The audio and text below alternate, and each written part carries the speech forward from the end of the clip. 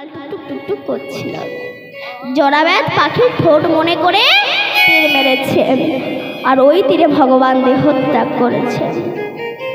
অনেকে বলে কৃষ্ণ মারা যাওয়ার পরে তাকে নাকি সদাহন করা হয়েছিল। ভূত, তিনি অব্যয়, অক্ষয়, অবিনেশ্বরী, জন্মায়ও না মরেও না, প্রয়োজনে আসে আর যায় কেন। যদা যদা হি ধর্মস্য গ্লানির্ভবতি ভারত অভ্যুত্থানম ধর্মস্য তদাত্মানং সৃজাম্যহম পরিত্রাণায় সাধূনাং বিনাশায় চ দুষ্কৃতং ধর্ম সংস্থাপনার্থায় সম্ভবামি যুগে যুগে। সাধুদের পরিত্রাণ দেওয়ার জন্যে, ভক্তদের উদ্ধার করার জন্যে, অভক্তদের বিনাশ করার জন্য তিনি যুগে যুগে আসেন এবং যান। যুগে যুগে তিনি আসেন এবং যান। তো কৃষ্ণ তো 125 বছর বয়সে জরাব্যাধির তীরে দেহত্যাগ করলেন, কিন্তু রাধা গেল কোথায়? যখন কৃষ্ণ 125 বছর বয়সে জরাব্যাধির তীরে দেহত্যাগ করলো, স্বর্গ থেকে স্বর্ণ রথ এলো। ওই রথে যখন কৃষ্ণ উঠল, রাধা অষ্টসখীকে নিজের দেহের মধ্যে নিয়ে কৃষ্ণের দেহে বিলীন হয়ে গেল, এক দেহ ধরে গোলক বৈকুণ্ঠে চলে গেলেন। তাহলে কৃষ্ণ যখন চলে গেলেন তখন ধর্মশূন্য পৃথিবী। তখন নারদ মনে মনে ভাবছে এই ধর্মশূন্য পৃথিবীটাকে আমি একটু পর্যটন করে আসি। ধর্ম শব্দের অর্থ হচ্ছে ধারণ করে রাখা। কাকে? আমার গুরু গোবিন্দের চরণকে ধারণ করে রাখা। কৃষ্ণ মনে মনে ভাবলেন কৃষ্ণ কেশব মধুমাখা এই না করি না মধুমাখা এই না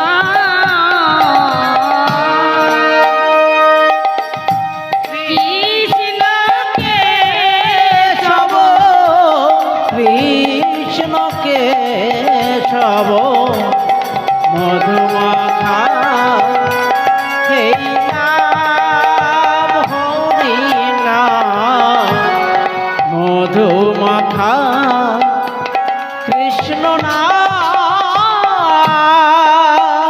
এই নামে জপরে জপরে জপরে রচনা নামে বলিতে মুখে বিনামদিও না জপরে জপরে জপরে রচনা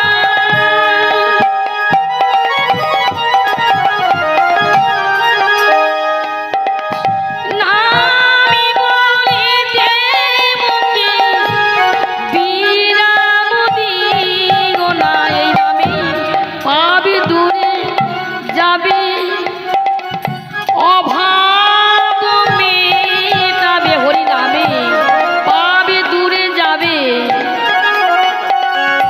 অভাব মেটাবে। স্বভাবে জাগা মহাসুখে হরি নাম এই নাম কৃষ্ণ কেশব কৃষ্ণ কেশব মধুমাখা এই নাম হরি নাম মধুমাখা এই নাম। তো নারদ মনে মনে ভাবলেন এই কৃষ্ণ শূন্য পৃথিবী আমি একটু পর্যটন করে আসি।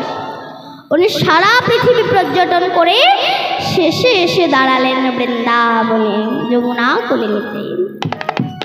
সেখানে দেখলেন এক অপরূপ সুন্দরী নারী মাটিতে গড়াগড়ি দিচ্ছে, আর দুই পাশে দুই বৃদ্ধ জীর্ণ শীর্ণ অবস্থায় পড়ে আছে। নারদ বলল, মা তুমি কে? সে অপরূপ সুন্দরী নারী বলছে, আপনি আমাকে চিনতে পারছেন না? আপনি তো ত্রিকাল যোগী দর্শী। বললেন না তো। বললেন আমি হলাম ভক্তি মহারানী। পৃথিবীতে ভক্তির কোনো মূল্য নাই। আজকাল ইয়ং ইয়ং ছেলেরা বাবা মাকে প্রণাম করে না, কিন্তু শ্বশুরকে প্রণাম করে। শ্বশুরকে না প্রণাম করলে বউয়ের কাছে ঝাঁটা খেতে হয়। শ্বশুরকে প্রণাম করবে, বাবা মাকে প্রণাম করবে না। রাস্তায় যেতে যেতে সিগারেট খেতে খেতে কোনো মন দেখলে না, একে ভক্তি বলে না। ভক্তি আর পৃথিবীতে নাই। আর দুই পাশে ওই যে দুটো বৃদ্ধ, ভক্তি মহারানী বলল দুটো আমারই ছেলে, জ্ঞান আর বৈরাগ্য পড়ে আছে, এদের কোনো মূল্যই নাই। আজকাল জ্ঞানের কোনো সম্মান নাই। আপনি কোনো ছেলেকে জ্ঞান দিতে যাবেন, সে বলে আপনার জ্ঞানের দরকার নেই, আমার যথেষ্ট জ্ঞান আছে। যে জ্ঞানী সে তো জ্ঞান দেবে, আর যার জ্ঞান নাই সে তো জ্ঞান নেবে না। তুমি জ্ঞানী, তুমি লেখাপড়া শিখেছ বটে, কিন্তু জ্ঞানের বড় অভাব। বাবার কাছে টাকা পায়, বাবা ছেলে বসে আছে। এখন টাকার মালিক তাগাদা করতে আসছে। এখন বাবা ছেলেকে বলছে, খোকা শোন, ওই যে ভদ্রলোক আমার কাছে টাকা পায়, যদি এসে বলে বাবা কোথায়, তুই বলবি বাবা বাড়িতে নাই। বলে তুমি এই যে জ্যান্ত বাবা বসেছো, তাই বলছি তো বলবি। এখন চিটিংবাজ মতো বাবা ছিল তো, ঘরে এসে কাঁচড়া মুড়ি দিয়ে শুয়ে পড়েছে। এখন যখন মাথা ঢাকতে গিয়েছে, পা বেরিয়ে গিয়েছে। এখন টাকার মালিক এসে বলছে, খোকা তোর বাবা কই রে? বলে বাবা বাড়িতে নাই। বলি একটু আগে দেখলাম, বলে চলে গেছে। বলে ওই যে ঠ্যাং দেখা যাচ্ছে কার? বলে ওটা শুধু ঠ্যাং, বাবা বাড়িতে ঠ্যাং রেখে চলে গেছে। যেমন শুধু ঠ্যাং বাবা নাই, জগতে কিছু কিছু মানুষ আছে শুধু মানুষ, অসভ্যদের কাণ্ড জ্ঞান নাই। আজকাল জ্ঞানীর কোনো সম্মান নাই। আপনি বৈষ্ণব হয়ে তিলক মালা করে, গলায় ত্রিকণ্ঠী মালা পরে, চৈতন্য রেখে, মুখে নাম নিয়ে, হাতে জপের মালা নিয়ে রাস্তা দিয়ে যান, আপনার কোনো সম্মান নেই। কিন্তু একটা সুল্লুখোর যদি হাতে একটা পিস্তল নিয়ে ঘুরে বেড়ায়, তার সম্মান বেশি। জগতে যারা মঙ্গল করে তাদের সম্মান নেই, যারা অমঙ্গল করে তাদের সম্মান বেশি। কারণ ডুমুর ভালো কাজ করে, কিন্তু আমরা খাবো না। কিন্তু এই যে ফুলকপি যা খেলে গুষ্টির গাছটি খায়, তাই আমরা 100 টাকা দিয়ে কিনে খাবো। এই জগতে যারা অমঙ্গল করে তাদের সম্মান আছে, কিন্তু যারা মঙ্গল করে তাদের সম্মান নেই। বৈরাগ্য, এরও কোনো সম্মান নেই। দুই ভাই বাবাকে পুড়িয়ে এসে এক ভাই আরেক ভাইয়ের মাথায় বাড়ি মারছে কেবল 2 হাত জায়গার জন্য। অর্থাৎ কৃষ্ণ শূন্য পৃথিবীতে ভক্তি মহারানী জ্ঞান আর বৈরাগ্যের অবস্থা খুব খারাপ। তখন নারদ পাহাড়ের উপর বিষণ্ণ বদনে বসে আছে, কলির মানুষকে উদ্ধার করব কি করে? এমন সময় ব্রহ্মার প্রথম পুত্র চতুষ্পদ সনক সনাতন আদি এসেছে। নারদ, কি হয়েছে, কাঁদছ? বিষণ্ণ বদনে বসে আছো কেন? নারদ বলল, হে জ্যেষ্ঠ ভ্রাতা, এই কলির মানুষকে আমি উদ্ধার করব কি করে? আমি প্রথম গেলাম বৈষ্ণবের বাড়িতে। আজকাল বৈষ্ণবেরা অহংকারী হয়ে গেছে। আমি বৈষ্ণব, মালা জপ করতে করতে অপরের সমালোচনা করি। ছেলেটা না একদম ভালো না, ওই মেয়েটা না একদম ভালো না। আচ্ছা, ওরা যে ভালো না, ওদেরকে ভালো করাটাই তো তোমার কর্তব্য। কোনো আমিষ ব্যক্তি যদি বাড়িতে আসে, এত উঁচু থেকে তরকারটা দেবে, সেই তরকারটা তার গায়ে পড়ে তার জামাটাই নষ্ট। সে ভণ্ডামি দরকার কি আছে? তারপরে আমি বৃন্দাবনে যমুনা কুলিনীতে এসে ভক্তি মহারানী জ্ঞান বৈরাগ্যের অবস্থা দেখে মনে মনে ভাবছি, এই কলির মানুষকে আমি উদ্ধার করব কি করে? তখন বেদব্যাস বলল, চতুষ্পদ বলল, নারদ তুমি ভাগবত রচনা করো। মহিষী পরাশরের পুত্র কৃষ্ণ দ্বৈপায়ন বেদব্যাস সমস্ত শাস্ত্রগ্রন্থ রচনা করে মনে মনে ভাবছে, আমার সমস্ত শাস্ত্রগ্রন্থ রচনা করা হয়ে গেছে, এখন আমি একটু সাধনায় যাব। স্নান করতে গিয়েছে। নারদ ঋষি মনে মনে ভাবলেন, বেদব্যাস যদি চলে যায় তবে ভাগবত রচনা করবে কে? তাই যে নদীতে বেদব্যাস স্নান করছে, ওই নদীতে নারদ ঋষি একটা ছোট্ট চড়ুই পাখির রূপ ধারণ করে একবার করে ডুব মারে আর ডাঙা এসে জলটাকে ছেড়ে দেয়। বেদব্যাস বলছে, আচ্ছা পাখি, তুমি একবার নদীতে ডুব দিচ্ছ, একবার ডাঙায় গিয়ে জলটাকে ঝেড়ে দিচ্ছ, কেন? কি হয়েছে তোমার? তখন সেই ছোট্ট পাখিটি বলছে, জানো বেদব্যাস, জানো বেদব্যাস, আমি প্রতিজ্ঞা করেছি আমি এই ভীষণ বড় নদীটাকে আমার গায়ে যতটুকু জল ওঠে ডাঙায় ফেলে ফেলে এই ভীষণ বড় নদীটাকে আমি পুরো ছেঁচে ফেলবো।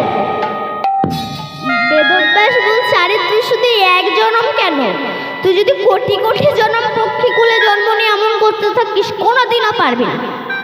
পাখিটা ছোট্ট হলে কি হবে, রাগ হচ্ছে, বলে বেদব্যাস ঠিক আছে, আমি মানলাম আমি পারবো না এই নদীটাকে ছেঁচতে।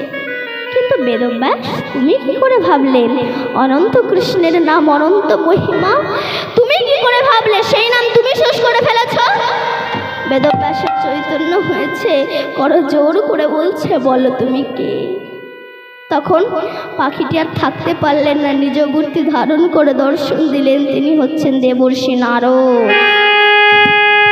বেদব্যাস ফিরে এসেছেন, এমন সময় নারদ এসেছে, জয় হো বেদব্যাস, তুমি এত বিষণ্ণ বদনে বসে আছো কেন? তখন বেদব্যাস বলছে, গুরুদেব আমি এত শাস্ত্রগ্রন্থ রচনা করলাম, কিন্তু আমি তো মানুষের মনে শান্তি দিতে পারলাম না। তখন নারদ ঋষি বলে, বেদব্যাস তুমি ভাগবত রচনা করো।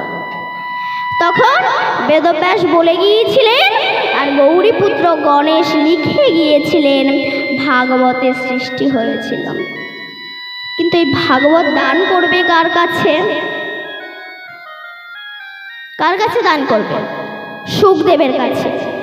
কিন্তু তখনও তো সুখদেবের জন্ম হয়নি, স্টার্টিং পিরিয়ড। একদিন নারদ দুর্গার কাছে গেছে, মামি ও মামি। দুর্গা বলে, কি হয়েছে রে নারদ? নারদ বলছে, মামি মামা তোমাকে ভালোবাসে। বলে হ্যাঁ। বলে কতটা ভালোবাসে, তার ডিজাইনটা কি, কতটা, কেমন, ক্লিয়ার মাইন্ডে বলো তো, ক্লিয়ার ফিল করে। এখন কোনো মামি কি বলতে পারে তোর মামা আমাকে বলতে পারে? বলে না না, খুব ভালোবাসে। নারদ বলে, না মামি, মামা তোমায় কি একটুও ভালোবাসে না। বলে কেন? বলে যদি ভালোবাসতো তবে শ্মশানে ওই 5টা মাথার উপর বসে ধ্যান করে ওই 5টা মাথা কার? দুর্গা বলল, তো জানি না। বলে ওইটাই তো ব্যাপার, দেখুন কি করে গুরু মারছে। বলে ওই 5টা মাথা কার রে? বলে না না বাবা, আমি বলবো না, সংসারে অশান্তি লাগবে। বাধাতে কিন্তু গেছে, সংসারে অশান্তি লাগবে, বল না তুই। তখন নারদ বলছে, শোনো মামি, মামা তোমাকে বিয়ে করার আগে 5টা মেয়েকে ভালোবাসত, তারা মরে গেছে। তাই বাবা বোনের দুঃখে তাদের মাথার উপর বসে ধ্যান করো, তুমি এমন দেখতে ছিলে, তুমি এমন দেখতে ছিলে, তুমি এমন দেখতে ছিলে। এই কথা যদি কোনো বউ শুনে, সে তার স্বামীর পোস্টমার্টম না করে ছাড়ে না। আর এ কথা শুনলে মাথায় উপর না থাকলেও চুলকায় না। যা নারদ, আমি মজা দেখাচ্ছি। নারদ সে সময় শ্মশানের ওপর দিয়ে যাচ্ছে, শিবের সঙ্গে দেখা হয়েছে। বলছে, মামা ও মামা, আমি তোমাকে এক্ষুনি বাড়ি যেতে বলেছে। বলে এখন তো বাড়ি যাওয়ার কথা না, তুই কি কোনো ভুল মেরে এলি? বলে তা জানি না, মামি তোমাকে এক্ষুনি বাড়ি যেতে বলেছে। শিব গিয়েছে, দুর্গা একেবারে রেগে লাল হয়ে গিয়েছে। শিব বলছে, দুর্গা ও দুর্গা চাপ, আর দুর্গা দুর্গা করতে হবে না, আগে বলো শ্মশানে ওই 5টা মাথার উপর বসে ধ্যান করে ওই 5টা মাথা কার? শিব বলল, তাহলে এই ডোজ মেরে গেছে। বলে তা জানি না, আগে বলে 5টা মাথা কার? আরে বাবা দুর্গা রাগ করো না, শোনো, তুমি যতবার পৃথিবীতে জন্মগ্রহণ করেছ আমি তোমাকে স্ত্রী রূপে পেয়েছি, আর যতবার তুমি মরে গেছ আমি তোমার ওই মাথাগুলোকে নিয়ে ধ্যান করেছি। দুর্গা বলল, তা ভালো, আমি এতবার মরলাম, তুমি একবারও মরনি। বলে না, কেন? অতত্ত্ব ব্যক্তির মৃত্যু হয়, তত্ত্ব ব্যক্তির মৃত্যু হয় না। ব্রহ্ম সত্তা যে ধারণ করে রাখতে পারে না, শ্রী সত্তা যে ধারণ করে রাখতে পারে না, সে প্রকৃত বৈষ্ণবী না, সমাজ থেকে মেনে নেবে না। তুমি দীক্ষা নাও, দীক্ষা নিয়ে শিক্ষাগুরু ধরো, শিক্ষাগুরু ধরে কামবিস কাম গায়ত্রী জপ করো। কামবিস কাম গায়ত্রী জপ করে 7 ফোঁটা রক্ত ভিয়ান করে যে 1 ফোঁটা শক্তিবিন্দু তৈরি হয়, যেটাকে ব্রহ্ম বস্তু বলা হয়, সেটাকে যে ধারণ করে রাখতে পারে না, সে প্রকৃত বৈষ্ণবই না। তুমি দীক্ষা নাও, দীক্ষা নিয়ে শিক্ষাগুরু ধরো, শিক্ষাগুরু ধরে কামবিস কামগায়ত্রী জপ করো। কামবিস কামগায়ত্রী জপ করে 7 ফোঁটা রক্ত ভিয়ান করে যে 1 ফোঁটা শক্তিবিন্দু তৈরি হয়, যেটাকে ব্রহ্ম বস্তু বলা হয়, সেটাকে যখন শত সহস্র পদে ধারণ করে রাখতে পারে, সেই প্রকৃত বৈষ্ণব। দুর্গা বলো, তাহলে যে তত্ত্ব কথা শুনলে মরণ হয় না, সেই তত্ত্ব তুমি আমাকে বলো। তখন শিব বলছে, শোনো দুর্গা, নারীকে যারা ভোগ্য বস্তুরূপে গ্রহণ করে তারা ভজনীয় নয়, নারীকে যারা ভজনীয় রূপে গ্রহণ করে তারাই প্রকৃত বৈষ্ণব। কারণ নারীর সৃজন অতিশয় কঠিন, এবা বুঝিবে তাই, বুঝিতে অবধি নারী বিধি বিষ অমৃত একই ভাণ্ডে রয়। নারীর বক্ষ সঞ্চিত শোভা দর্শন করে সেই নারীর স্বামী মৃত্যুর পথে ধাবিত হয়, আর সেই বক্ষ সঞ্চিত সুধা ধারা গ্রহণ করে সেই নারীর গর্ভের সন্তান জীবন ধারণ করেন। তবে একই বস্তু দেখে কেউ নরকে যাচ্ছে, কেউ জীবন ধারণ করছেন। তাই নারীর সৃজন অতিশয় কঠিন, কে বা বুঝিবে তাই, বুঝিতে অবধি নারী বিধি বিষ অমৃত একই ভাণ্ডে রয়। যেমন দীপিকা উজরে অধিকা ভিতরে অনল শিখা, পতঙ্গ দেখিয়া পড়য়া ঘুরিয়া পুরিয়া মরে পাখা। দেমতি ঘুরিয়া জগৎ পুরিয়া কাম অনলে পুরি মরে, কিন্তু রসঙ্গ যে জন সে করায় পান বিষ ছাড়ি অমৃতের। হংস চক্র বাক উদক মৃণলে দুগ্ধ সদা খায়, দেমতি নইলে কথা প্রমোদিলে দ্বিজ চণ্ডী দাস এই হাক। এই তত্ত্ব কথা শুনতে শুনতে দুর্গা ঘুমিয়ে পড়েছে। এখন মেয়েদের তো একটু ঘুমের ভাগ বেশি, কীর্তন শুনতে শুনতে বলুন বলুন, খুব ভালো লাগছে, বলুন। সামনে 1 হাত করে জায়গা রেখে দেয়, কেন? ঠ্যাঙের ভবিষ্যৎ। দুর্গা ঘুমিয়ে পড়েছে। এখন ওই বেল গাছে বসেছিল একটা সুখ পাখি। সুখ পাখিটা গর্ভবতী ছিল, ডিমটা হঠাৎ প্রসব হয়ে গেল, আর একটা বাস্ট হয়ে একটা ছোট্ট সুখ পাখি হয়ে শিবের মুখে সমস্ত তত্ত্ব আস্বাদন করেছে। শিব চোখ খুলে দেখলেন একটা সুখ পাখি আমার মতো সমস্ত তত্ত্ব আস্বাদন করেছে। শিব মনে মনে ভাবলেন, এই তত্ত্ব তো তাহলে প্রচার হয়ে যাবে। তাই ত্রিশূল নিয়ে যেই না মারতে গেল, ওই ছোট্ট পাখিটা উঠতে উঠতে ব্যাসের স্ত্রী বিচ্ছিকা দেবী হা করে চুল ছেনছিলেন। উঠতে উঠতে মায়ের ওই গাল থেকে গর্ভের ভেতরে প্রবেশ করল। শিব বসেছিল কতদিন? 16 বছর। ব্যাস বলল, শিব তুমি এখানে কেন? বললেন, আমার মুখে তত্ত্ব শ্রবণ করে একটা সুখ পাখি তোমার স্ত্রীর গর্ভে প্রবেশ করেছে, ও যখন বহির প্রকাশ হবে ওকে হত্যা করব। ব্যাস বলল, শিবের মুখে যে তত্ত্ব কথা শুনে পৃথিবীর হেন কোনো শক্তি নেই যে তাকে মারবে, চলে যাও। যখন শিব চলে গেলেন, 16 বছরের পূর্ণ যুবক আমার ওই সুখদেবের জন্ম হয়েছিল। আর যখন সুখদেবের জন্ম হলো, ব্যাসদেব সুখদেবের হাতে শ্রীমদ্ ভাগবত তুলে দিয়ে বলে, যাও কলির মানুষকে উদ্ধার করো, চলে যাও নৈমিষারণ্যে, সেখানে রাজা পরীক্ষিতের মৃত্যুর সময় 7 দিন ভাগবত বলে যাও। এই ভাগবত শ্রুতিধর হয়ে শ্রুতি মুনি জগতে প্রচার করবে, আর সেই ভগবতের ডালি কৃষ্ণ ভগবান গৌর হয়ে মাথায় করে নিয়ে এসেছেন। তাহলে শিব ভগবানকে ভজনা করেন, সূর্য ইনিও ভগবানকে ভজনা করেন, গণেশ ইনিও ভগবানকে ভজনা করেন। তা সবাই যদি ভগবানকে ভজনা করে, তবে কর্ড লাইন ধরে মিল লাইনে যাওয়ার কি দরকার আছে?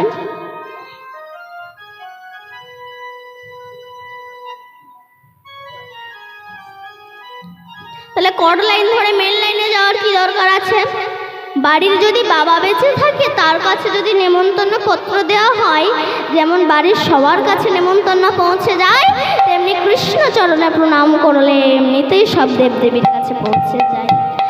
তাই মহাপ্রভু অবিরামকে ডেকে বলছে, অবিরাম চলো আপন ঘরে ফিরে যাই, আমারও জননী রহে পথ পানে চাই, আমারও জননী রহে পথ পানে চাইয়া,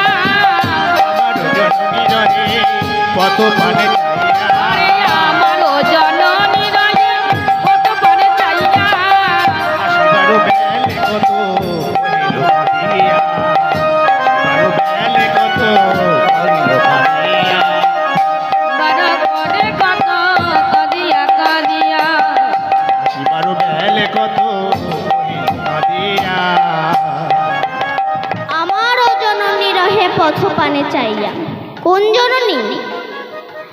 আমরা যখন মাতৃগর্ভে ছিলাম, মা যা খেতেন সন্তান তাই খেতেন।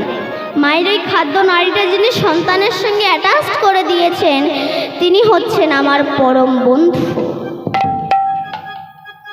তিনি হচ্ছেন আমার পরম বন্ধু। তারপর আমি পৃথিবীতে এসে কি খেয়ে বেঁচে থাকবো? তার জন্য আমার জন্মানোর আগেই তিনি মায়ের স্তনে অমৃতের ভাণ্ডার পাঠিয়ে দিয়েছে। তারপরে সেই দুগ্ধ কতটুকু চিনি, কতটুকু লবণ, কতটুকু গরম হলে দুধের শিশু বারবার খাবে, তিনি মিক্সার করে সাপ্লাই করে দিয়েছেন। এমন পরম বন্ধু আর জগতে হয় না। তারপরে আমাদের কিন্তু প্রথমে দাঁত দেয় না কেন? দুগ্ধ পান করতে করতে যদি মায়ের স্তনে কামড় দেয়, ভক্তের ব্যথা লাগবে, তাই প্রথমে দুধে দাঁত দেয়, তারপরে দুধে দাঁতগুলো ফেলে দিয়ে শক্ত দাঁত দেয় যখন মায়ের সঙ্গে মিলন ঘটে। যে আলু খাবে, নিরামিষ খাবে, কিন্তু আমরা কি খাচ্ছি? আমরা মুরগির ঠ্যাং চিবিয়ে যাচ্ছি।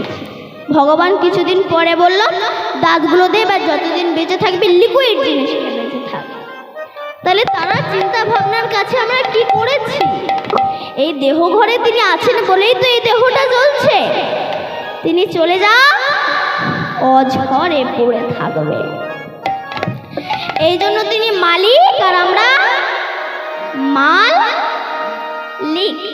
বেরিয়ে যাচ্ছে সব, মালিক আর আমরা মালিক। এখন একজনা বলছি, এবার দেখো তোর 32টা দাঁত ভেঙে দেবো। পরের বারে দেখা হচ্ছে মারতে পারছি না কেন? প্যারালাইসিস। তুমি আছো, সে নাই। এখন মেয়ের বিয়ে হবে, মেয়ের মা বাজারে যাচ্ছে, পথে বান্ধবীর সঙ্গে দেখা। বান্ধবী বলছে, এ দিদি শুনলাম নাকি তোর মেয়ের বিয়ে?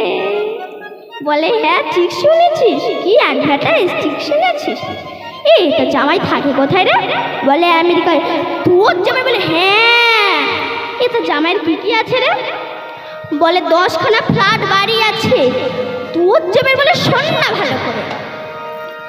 তারপর 10খানা স্টোর রুম আছে। তোর জামাই? বলে শোন না ভালো করে। 9খানা প্লেন আছে। তোর জামাই? কথার উপর কথা বলিস না, শোন না ভালো করে। পার ডে 1 কোটি টাকা ইনকাম। তোর জামাই? বলে শোন না ভালো করে। ওই মালিকের অধীনে আমার জামাই কাজ করে। ও হরি, ও হরি, শোন না ভালো করে, শোন না ভালো করে। কি গল্পের অ্যাডভার্টাইজ। এখন নতুন বিয়ে করে স্বামী স্ত্রী ট্রেনে বসে শ্বশুর বাড়ি যাচ্ছে। এখন নতুন বিয়ে হলে তো একটু গল্প গাঢ় হয়। এখন স্বামী তার স্ত্রীকে বলছে, জানো ইয়ংবেলা একজনকে খুশি মেরে তার 38টা দাঁত ফেলে দিয়েছে। বলে গল্প কথা বলো না তো, ওই তো চেহারা। বলে তুমি জানো আমি মনে করলে ট্রেন থামিয়ে দিতে পারি। বলে বললে তো ট্রেন থামিয়ে দেবে, তা ট্রেন থামাতে পারবে? এবার কি করি? লেকচার তো মারলাম, এখন কি করব? এখন ওই বউয়ের ব্যাগে ছিল লাল সায়া। ও লাল সায়া নিয়ে 1 কিলোমিটার দূরে সরে গিয়েছে। গিয়ে ওই সায়া ধরে বন বন করে পাক দিচ্ছে। ড্রাইভার মনে করে লাইন টাইন কোনো কাটা আছে নাকি, কড়া ব্রেক মেরেছে, যাত্রীদের মুখে মুখ লেগে গিয়েছে। বলে, এই খোকা কি হয়েছে রে? বলে বউকে দেখালাম ট্রেন থামাতে পারি কি না। ওরা এমন খুশি মেরেছে, নাক নাকের জায়গায় নাই, চোখ চোখের জায়গায় নাই, স্প্রিং এর গতির মতো বউয়ের পাশে। বউ বললো, তোমার কি অবস্থা? বলে, দেখলে না ট্রেন থামিয়ে দিলাম। আরে ট্রেন না হয় থামালে, তোমার কি অবস্থা? বললো, ওরা ওদের শক্তি দেখিয়েছে, আমি আমার শক্তি। বলে, তোমার শক্তি কি তা বোঝা যেত কেন? যদি না লাল আমার সায়া থাকতো। তেমনি আমাদের শক্তি কি তা বোঝা যেত যদি পরমাত্মা রূপে আমার গোবিন্দ না থাকতো। তাই আমার বাসুদেব